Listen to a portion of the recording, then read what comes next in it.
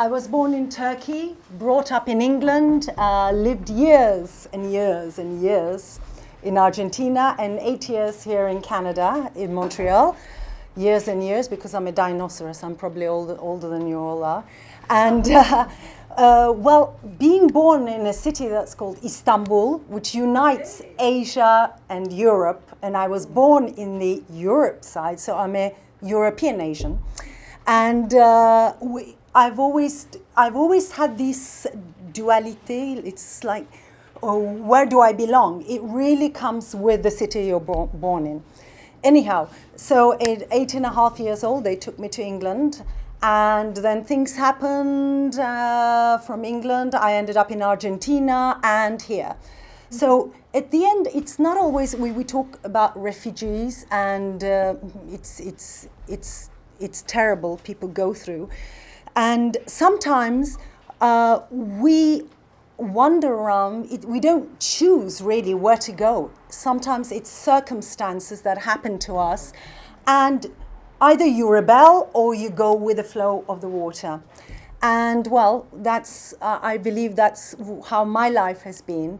And also it has marked me, the fact that I have throughout my life had training for different disciplines.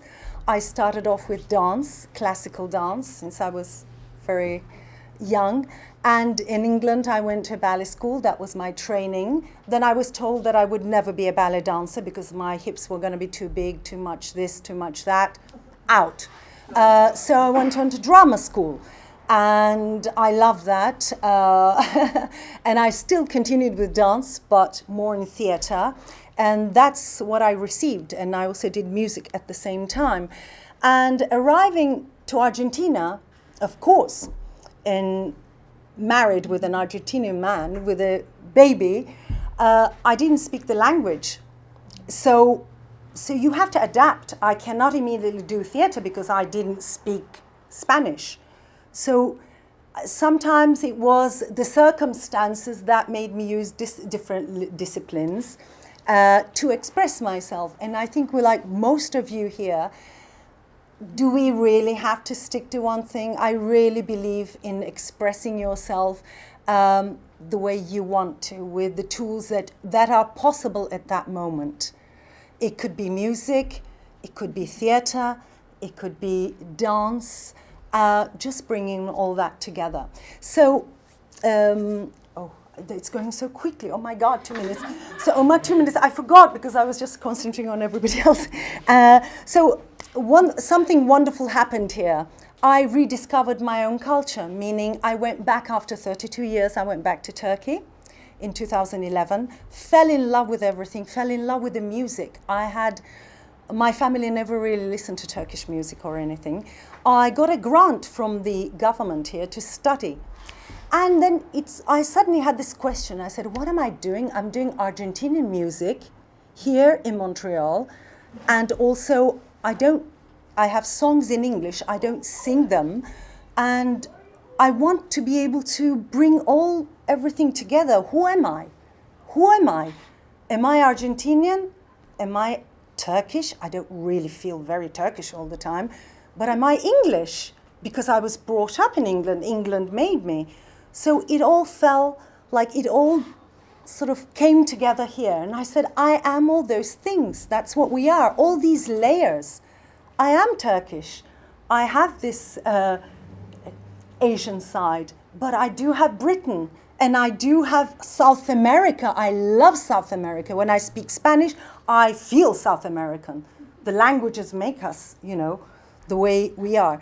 So my next step was to create Vertige en Quatre Temps. It will not do that much justice. We'll see a little bit because it's for promotion, so it's mostly songs. But what it talks about is our fears.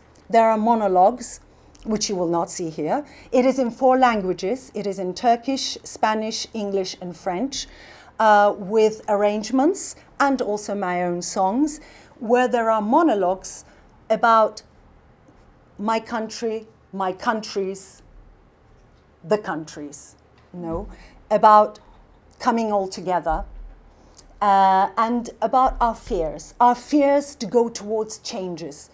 And what vertigo is, the state of vertigo all the time when you're going towards a change, towards another change. So I used different musics, and I said, why? Why not? Can I not go from jazz to Turkish? Who says, is there something? This is true in me. Some people will like it, others won't. You can't be loved by everybody, but this is who I am. So that's what it's about. And with moments of dance, there are little stories that appear, like a fear to go into a relationship, imagining things, fear to make a big change in your life, fear to be assured, self-assured, fear, and to overcome our fears to be able to live a good life. How do you say, une vie pleine? Now you see, voilà. Just, it's, I don't know if you can see much from there, you can't.